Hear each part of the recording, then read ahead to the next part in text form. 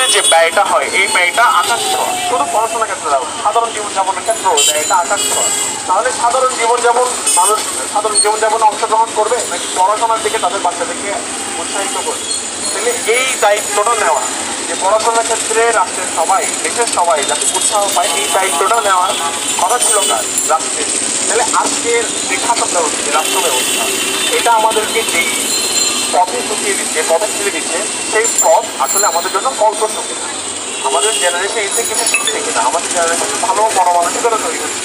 আমরা সবাই দেখছি এখন এলাকায় এলাকায় কিশোর গ্যাংয়ের যে প্রভাব, এটা খুব পরিমাণগতভাবে খুব বেশি বেড়ে গেছে। তাহলে আজকে কিশোর গ্যাংয়ের প্রভাবটা বাড়ছে কেন আমাদের দেশের মধ্যে?